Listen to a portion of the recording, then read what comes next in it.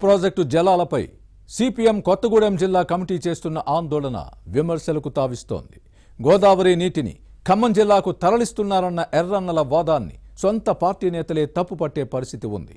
సీతారామ ప్రాజెక్టుపై ప్రాంతీయ విభేదాలు సృష్టించేలా సిపిఎం రాజకీయం చేస్తోందా? సిపిఐ ఎమ్మెల్యే కోనంనేని సాంబశివరావు కోటలో సిపిఎం చేస్తున్న పాలిటిక్స్ ను ఏ కోణంలో చూడాలి? మంత్రి తుమ్మల నాగేశ్వరరావు టార్గెట్గా కాంగ్రెస్ కీలక నేత సిపిఎంను రెచ్చగొట్టి అగ్గి రాజేస్తున్నారా?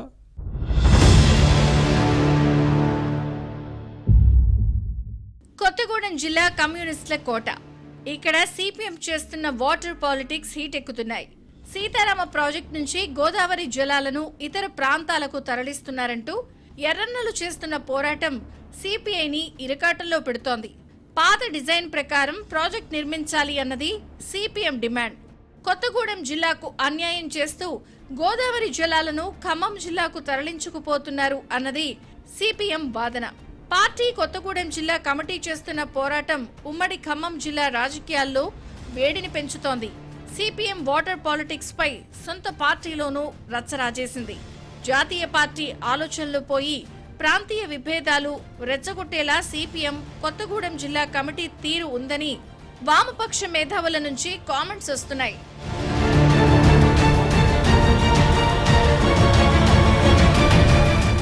కొత్తగూడెం నుంచి సిపిఐ ఎమ్మెల్యే కోనంనేని సాంబశివరావు ప్రాతినిధ్యం వహిస్తున్నారు. బీఆర్ఎస్ పాలనలో మూలన పడిన సీతారామసాగర్ ప్రాజెక్టును మంత్రి తుమ్మల నాగేశ్వరరావు చొరవతో ముఖ్యమంత్రి రేవంత్ రెడ్డి సర్కార్ మళ్లీ పట్టాలెక్కించింది. కొత్తగూడెం నియోజకవర్గంలోని పాల్వంచ, సుజాత నగర్, కొత్తగూడెం మండలాలకు సాగునీరందేలా ఈ ముగ్గురు నేతలు చర్యలు తీసుకున్నారు. కేసీఆర్ పాలనలో పాడైన పంప్ హౌస్ లిఫ్ట్ మోటార్లను ముఖ్యమంత్రి రేవంత్ రెడ్డి గతేడాది ఆగస్టు 15న ప్రారంభించారు. మొదటి దశ లిఫ్ట్లను గాడిలో పెట్టి కాల్వల నిర్మాణంతో పాల్వంచలో చెరువులన్నీ నింపేలా ప్రణాళికలు సిద్ధం చేశారు. సుజాత నగర్లోని సింగభూపాలం ట్యాంకర్ను రిజర్వాయర్గా మార్చాలని ఎమ్మెల్యే కోనంనేని ప్రతిపాదించారు. అందుకు తగ్గట్టు దశలవారీగా పనులు జరుగుతాయి. కానీ కాలువలు పూర్తవ్వక ముందే కొత్తగూడెం జిల్లాకు నీటినెందుకు ఇవ్వరని సిపిఎం ఆందోళన చేయడం విమర్శలకు తావిస్తోంది. కొత్తగూడెం జిల్లాలోని అన్నపురెడ్డిపల్లి మండలానికి సీతారామ ప్రాజెక్టు జలాలు అందేలా ఈ ప్రాంత ప్రజలు దశాబ్దాల కలలను కాంగ్రెస్ సర్కార్ సాకారం చేస్తుంటే సిపిఎం మాత్రం జిల్లాకు అన్యాయం చేస్తున్నారు అన్న పిడివాదాన్ని అందుకోవడం విమర్శలకు తావిస్తోంది. సిపిఐ ఎమ్మెల్యే కోనంనేని సాంబశివరావును రాజకీయంగా బద్నాం చేసేందుకు కాంగ్రెస్ కీలక నేత సిపిఎంను ప్రోత్సహిస్తున్నారని అంటున్నారు.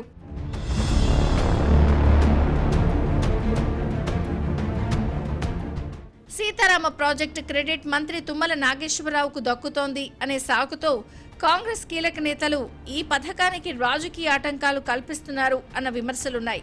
తెలంగాణ ఆవిర్భవించిన 10 ఏళ్ల తర్వాత కూడా హస్తం పార్టీలోని కొందరు లీడర్లు ఇంకా పోలవరం పాట పాడుతున్నారు. పోలవరం హెడ్ వర్క్స్ ప్రాంతం ఏపీలో కలిసిన కొందరు నేతలు అవగాహన లేని ప్రకటనలు చేయడం విమర్శలకు తావిస్తోంది.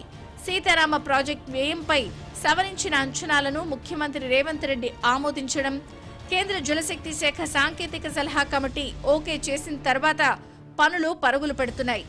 ఇది పూర్తయితే మంత్రి తుమ్మల నాగేశ్వరరావు చరిత్రలో నిలిచిపోతారు అన్న కుళ్ళు రాజకీయాలు కళ్ల మంటతోనే కాంగ్రెస్ కీలక నేతలు సిపిఎంను రెచ్చగొట్టి నీళ్ల మంటలను రాజేస్తున్నారు అన్న విమర్శలున్నాయి. పొలిటికల్ బ్లాక్మెయిల్ రాజకీయాల కంటే రైతాంగం ప్రయోజనాలే ముఖ్యమని భావిస్తున్న మంత్రి తుమ్మల ప్రాజెక్టు పనులు వేగంగా జరిగేలా చూస్తున్నారు.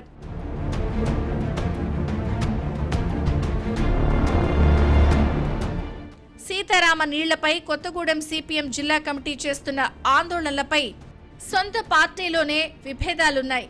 ఈ వ్యవహారంపై సిపిఐ కూడా ఆగ్రహం వ్యక్తం చేస్తోంది. కాంగ్రెస్ పొలిటికల్ గేమ్లో సిపిఎం పావుగా మారిందన్న విమర్శలు లేకపోలేదు.